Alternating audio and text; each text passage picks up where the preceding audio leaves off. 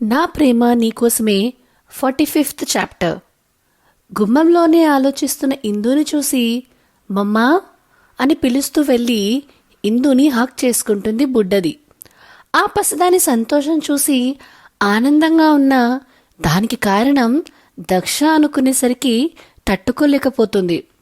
అసలు నేను ఏం తక్కువ చేశానని వాడి కరెక్ట్ అయింది అని ఆలోచనలకి వెళ్తుంది ఇందు. నిజం చెప్పాలంటే శివ చనిపోయిన 1 year వరకు పూర్తి డిప్రెషన్లోకి వెళ్తుంది ఇందు. కనీసం పాపని కూడా పట్టించుకునేది కాదు.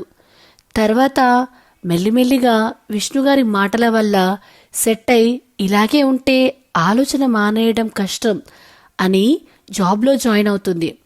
తర్వాత ఆఫీస్కి వెళ్లే ముందు వచ్చాక కాసేపు పాపతో టైం స్పెండ్ చేయడం, నైట్ బాధపడడం ఇదే రోజు జరిగేది. పాపని బయటికి తీసుకెళ్లడం ఇందు ఎప్పుడూ చేయలేదు. పాపని బయటికి ఎక్కడైనా తీసుకెళ్లాలంటే విష్ణుగారే తీసుకెళ్లేవారు. ఇలా ఆలోచనలో ఉండగా మమ్మా అని పిలుస్తుంది ఇషు బేబీ. చెప్పు ఇషు అని పాపని ఎత్తుకుని సోఫాలో కూర్చుంటుంది. పాప కబుర్లు చెప్తుంటే వింటూ ఉంటుంది.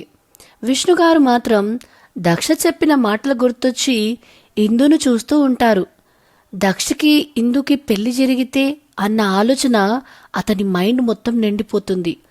పాప మాట్లాడుతూ ఉంటే ఇషు ఈరోజు అతను నిన్ను కలిశాడా అని అడుగుతుంది ఇందు.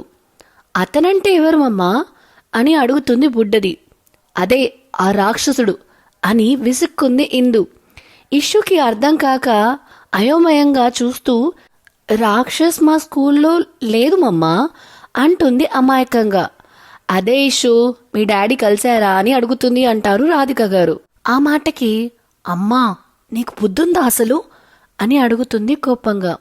ఇప్పుడు నేనేమన్నానే, పాపకి నువ్వు అడుగుతుంది అర్థం కాక చూస్తుంటే అర్థమయ్యేలా చెప్తున్నా అంటుంది మెల్లిగా. నువ్వు చెప్పింది చాలే, ఇంకెప్పుడు అలా చెప్పకు అని కసిరి నువ్వు చెప్పు ఇషు అని అడుగుతుంది.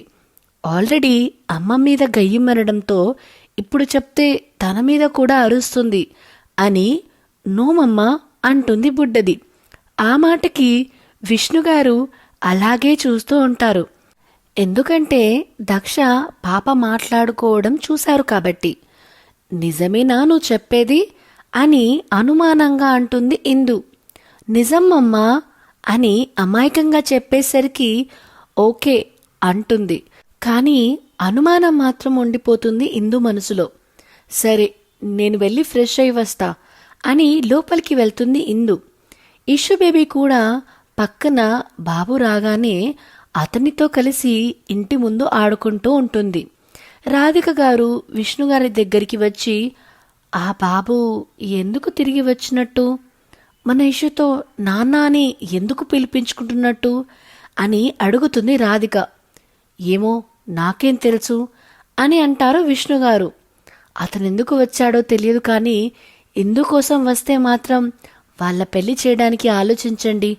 ఇన్ని రోజులు పెళ్లి చేసుకోకుండా మన అమ్మాయిని మనసులో పెట్టుకున్నాడంటే అతని ప్రేమ అర్థమవుతుందిగా. ఇంకా ఇష్యూకి కూడా అతను బాగా నచ్చాడు కాబట్టి ఒకసారి ఆ అబ్బాయిని కలిసి మాట్లాడండి అని విష్ణుగారు దక్షని కలిశాడు అనే విషయం తెలియక సలహా ఇచ్చి కిచెన్లోకి వెళ్తారు రాధిక గారు. ఇషు బేబీని చూస్తూ అతను వచ్చింది వాళ్ళ కోసమే, కానీ ఇందుని కాదని మనమేం చేయలేం కదా రాధి అని మనసులోనే అనుకుంటారు. మరుసటి రోజు మార్నింగ్ హ్యాపీగా స్కూల్కి రెడీ అవుతుంది ఇషు బేబీ. తన హ్యాపీనెస్ చూస్తూనే తను కూడా ఆఫీస్కి వెళ్ళడానికి రెడీ అవుతుంది ఇందు. టిఫిన్ తినేసి ఇష్యూని విష్ణుగారు తీసుకెళ్తుంటే నాన్న ఈరోజు ఇష్యూని నేను తీసుకెళ్తాను అంటుంది ఇందు బేబీ.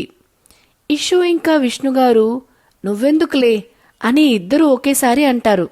ఏంటి ఇద్దరికేమైంది, నేను స్కూల్కి వస్తే వచ్చే నష్టం ఏంటి మీకు అని అడిగి ఇద్దరిని ఒకసారి చూసి పర్లేదు నేను తీసుకెళ్తాను అని చెప్పి ఇషు రా వెళ్దాం అంటుంది ఇందు. ఇక తప్పక ఇషు బేబీ ఇందుతో వెళ్తుంది. స్కూల్ దగ్గర ఇష్యుని దింపి చుట్టూ చూస్తుంది దక్ష కాని వచ్చాడా అని. కానీ ఎక్కడా కనబడలేదు. ఇలాంటిదేదో చేస్తుందని ఊహించిన దక్ష వాళ్ళకి కనబడకుండానే ఉన్నాడు కొంచెం దూరంగా. మమ్మా, నువ్వెళ్ళు, నేను లోపలికి వెళ్తాను అంటుంది ఇష్యూ బేబీ. నువ్వు లోపలికి వెళ్ళు ఫస్ట్, ఆ తర్వాత నేను వెళ్తా అంటుంది ఇందు. ఇక ఇందు వదలదు అని దక్ష ఎక్కడైనా ఉన్నాడా అని చుట్టూ చూసి కనిపించకపోయేసరికి నిరాశగా లోపలికి వెళ్తుంది. ఇష్యూ బేబీ గేట్ లోపలికి వెళ్ళగానే నిజంగానే వాడు రావట్లేదా, లేక నేను వస్తానని గెస్ చేసి రాలేదా అనుకుంటూ స్కూటీ స్టార్ట్ చేసి వెళ్తుంది. ఇందు వెళ్ళడం చూశాక దక్ష ఫాస్ట్గా వచ్చి క్లాస్కి వెళ్ళకముందే బేబీ అని పిలుస్తాడు. ఆ పిలుపు వినిపించడమే ఆలస్యం. పరిగెత్తుకుంటూ వస్తుంది ఇష్యూ బేబీ. పాపని దక్ష ఎత్తుకోగానే, డాడీ, ఇవాళ మమ్మ వచ్చింది, నువ్వు వస్తే దొరికిపోతాం అనుకున్నా అంటుంది. మీ మమ్మ ఇలాంటి అవుట్డేటెడ్ ప్లాన్స్ వేస్తుందనే ఊహించి నేను నా జాగ్రత్తలో నేనున్నాను అంటాడు. నువ్వు నిజంగా గ్రేట్ అంటూ దక్ష బుగ్గకి ముద్దు పెట్టి వెనక్కి చూసేసరికి ఇందు చేతులు కట్టుకొని నిలబడి ఉంటుంది. ఇష్యూ బేబీ మమ్మా అంటూ అలాగే చూస్తూ ఉంటుంది. ఏంటి బేబీ మమ్మా మమ్మా అని? మీ మమ్మ తిక్క బ్రెయిన్ కన్నా నా బ్రెయిన్ ఇంకా ఫాస్ట్గా ఉంటుందిలే, మీ మమ్మకి దొరికే ఛాన్సే లేదు అంటూ ఇష్యూ బేబీ చూస్తున్న వైపు చూస్తాడు. ఇందుని చూసి నోరు మ్యూట్ అయిపోతుంది దక్షబాబుకి. ఇష్యూని కిందికి దించి నువ్వు క్లాస్కి వెళ్ళు అని చెప్తాడు. కానీ ఇష్యూ వెళ్లకుండా ఇందుని చూస్తుంటే తన బుగ్గకి కిస్ పెట్టి క్లాస్కి వెళ్ళు అని నవ్వుతూ చెప్తుంది ఇందు. ఇందు నవ్వడంతో హ్యాపీగా క్లాస్కి వెళ్ళిపోతుంది.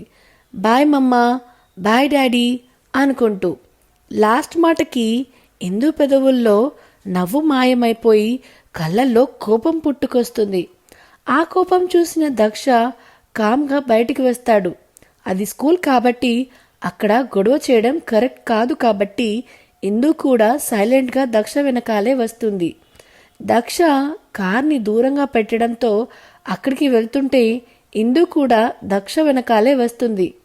కార్ దగ్గరికి వెళ్ళిన దక్ష కార్ డోర్ ఓపెన్ చేస్తుంటే ఇందు వచ్చి అడ్డం నిలబడుతుంది. దెబ్బకి డోర్ క్లోజ్ చేసి వెనక్కి తిరిగి నిలబడతాడు దక్ష. ఏంటి సార్, భయమా మీకు? అది నన్ను చూస్తుంటే అనగానే ఇందు వైపు తిరుగుతాడు. అసలు నిన్ను ఏమనాలి? మనిషివేనా నువ్వు? ఎన్నిసార్లు చెప్పినా మారవా నువ్వు? అసలు నీకు నేనేమన్యాయం చేశానని నా జీవితంలోకి ఊరికే వస్తున్నావు, ఇబ్బంది పెడుతున్నావు అని అంటుంది ఇందు కోపంగా. అయినా దక్ష నుండి ఆన్సర్ రాకపోయేసరికి మండిన ఇందు, అసలు మనిషివైతే కదా చెప్పేది వినడానికి, మనిషికో మాట గొడ్డుకో దెబ్బ అన్నారు, ఇప్పుడు మాట వినని నిన్ను గొడ్డును బాదినట్టు బాధాలా అని కోపంగా అంటుంది. ఆల్రెడీ ఆ మాటలకి బీపీ పెరిగిన మనోడు ఇందు చేయి పట్టి కార్కి అదిమి పెట్టి తనకి చాలా దగ్గరగా వస్తాడు. అలాంటి చర్య దక్ష నుంచి ఊహించని ఇందు భయంతో బిత్తరపోయి చూస్తుంది. ఇందుకి టచ్ కాకుండానే నిల్చొని, ఏంటే ఎక్కువ మాట్లాడుతున్నావు, ఇప్పుడు చెప్తున్నా విను, నీ కూతురు ఇప్పుడు నాకు ప్రాణమైపోయింది. ఎందుకంటే నా దగ్గర రీజన్ లేదు. నువ్వు పిచ్చి పిచ్చి వేషాలు వేసి పాపని బెదిరించి ఏడ్పించి నాకు దూరం చేయాలని చూస్తే మాత్రం నేను కూడా ఎంతకు తెగిస్తానో నీకు కూడా తెలుసు కదా అంటాడు. ఇంకోసారి ఎందుకు చేస్తున్నావు, ఎందుకిలా అలా అంటూ నాతో వాదిస్తూ ఉన్నావో ఏం చేస్తానో తెలియదు, అర్థమైందా అని బేస్ వాయిస్లో చెప్పగానే ఇందుకి నిజంగానే భయం వేస్తుంది. అక్కడ చుట్టూ కూడా ఎవరూ లేకపోయేసరికి భయపడుతుంది. ఆమె భయపడుతుంది అని అర్థమై తనకి దూరం జరిగి పక్కకు జరుగు అని సీరియస్గా అనగానే వెంటనే పక్కకి పారిపోతుంది. ఇందుని కోపంగా చూస్తూనే తన కార్ స్టార్ట్ చేసుకుని వెళ్ళిపోతాడు. దక్ష కార్ కొంచెం దూరం పోయాక ఒక రాయి తీసుకుని కార్ వైపు విసురుతుంది గట్టిగా. కానీ కార్ ఎప్పుడో దూసుకొని పోతుంది. ఛీ వెధవ, నా కూతురు కోసం నాకే వార్నింగ్ ఇస్తున్నాడు, ఏం చేయాలి తన్ని అని అసహనంగా ఆలోచిస్తూ అదే కోపంతో అక్కడి నుంచి ఆఫీస్కి వెళ్తుంది. ఆఫీస్కి రాగానే, ఇందు ఈరోజు ఆ బాస్ ఫుల్ ఫ్రస్ట్రేషన్లో ఉన్నట్టున్నాడు, వచ్చినప్పటి నుంచి అందరి మీద చిరుబురులాడుతున్నాడు అని చెప్తుంది తాన్వి పాప. సో ఇదేనండి నా ప్రేమ నీకోసమే 45th చాప్టర్. దక్ష పాపని వదలడని కన్ఫర్మ్ చేశాడు. మరిప్పుడు ఇందు ఏం చేస్తుందంటారు? ఇలాంటి అప్డేట్స్ అన్ని తెలుసుకోవాలంటే మీకు తెలుసుగా ఏం చాలో.